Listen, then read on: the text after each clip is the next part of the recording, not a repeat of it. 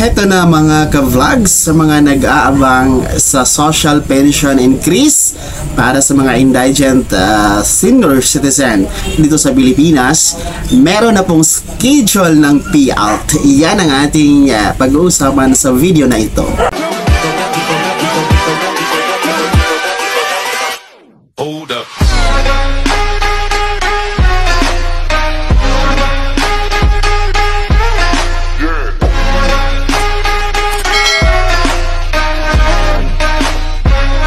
Hello mga ka-vlogs, saan ka mang dako sa mundo, welcome dito sa aking channel. And kung bago ka pa lang dito at nais mo mga informative content na andito sa aking channel, ay maaari nyong i-click ang ating subscribe button pagkatapos mo mapanood ang video na ito. And maaari kayong maging miyembro dito sa aking channel at ma-enjoy ang mga perks na andito po, no? Lalong-lalo na sa mga gustong ma-priority sa pagpapa-shoutout at mapin po yung mga comments nyo at iba pang mga perks. I-click nyo lamang po ang ating join button na nasa baba at kayo nang bahala mamili ng mga gusto nyong perks mga ka-vlogs. So, ito na nga po ang kasagutan para sa lahat ng mga nagtatanong hinggil nga dito sa payout, no? Dito sa tinatawag natin na social pension increase, no, para sa mga indigent senior citizen.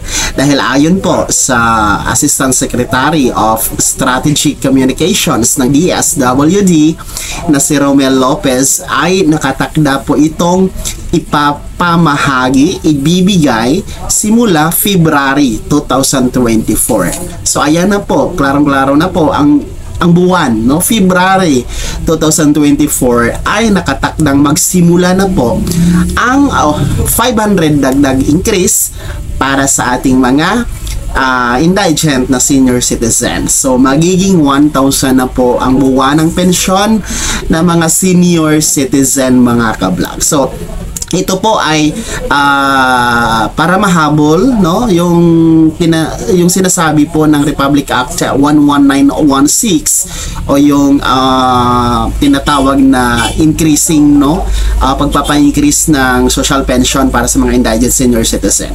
So at least, no, nanggagaling na mismo sa DSWD na meron na nga pong increase at ipapamahagi na nga po ito, magsisimula na po ngayong February 2024 mga ka-vlogs. At tinatayang nasa mahigit 4 na milyon ang makikinabang dito dahil as of now, no, as of now na record ng DSWD ay merong nasa mahigit 4 million yung mga nakarehistro or beneficiaryo ng social pension ni DSWD mga ka-vlog. So magandang balita nga po ito, no, sa mga indigent social pensioner, no, maliban nga lang po doon sa mga hindi pa kasali, no, sa mga hindi pa rin nakasama sa social pension.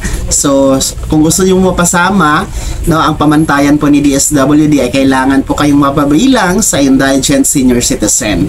So sa indigent senior citizen, kinakailangan po na wala talaga kayong source of income, merong karamdaman, merong mga iniindang sakit na walang pambili ng gamot, walang pambili ng pagkain at iba pang pangangailangan mga ka-vlog. So yun lang naman po yung pamantayan as indigent senior citizen. Kung isa po kayo doon, ayan, pwede kayong lumapit sa inyong OSCA, no, sa Office of the Senior Citizen Affairs na nasa barangay nyo or nasa LGU nyo para makapag-fill up kayo ng application form.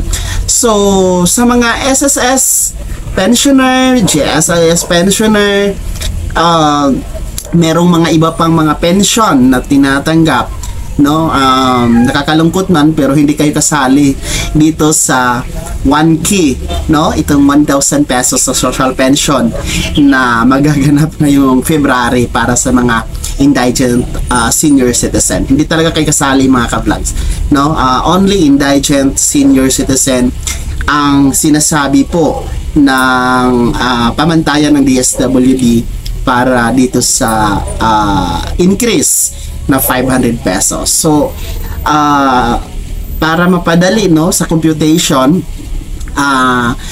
bawat buwan, no, tandaan po natin na bawat buwan is 1,000 pesos na yung matatanggap nyo. And ang payout kasi, no, hindi na quarterly no, though quarterly yung sinasabi po ng IRR ng social pension, pero ang nangyayari kasi ngayon ay ginagawa na po siyang semi-annual. So ibig sabihin po ay every 6 months yung payout.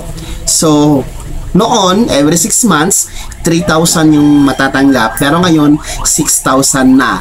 And every year ay may kabuuang 12,000 pesos na po ang matatanggap ng ating mga indigent na senior citizen. So, magandang balita po ito, and magandang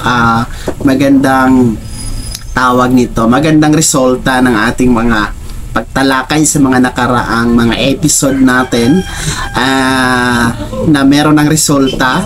At least legit na po siya, and at least na po siya mula mismo sa mga kinauukulan, particular po sa DSWD na official na nga pong magsisimula by February yung ating increase ng social pension. So mabuhay po ang ating DSWD, mabuhay po ang ating mga senior citizen. Kung hindi ka pa nakasubscribe sa aking YouTube channel, ay maaari nyo i-click ang ating subscribe button na nasa baba. Huwag nyong kaligtaan na i-turn on ang notification bell, ilagay sa all para updated ka sa mga bagong videos na i-upload ko. And maaari mo rin i-like ang video na to.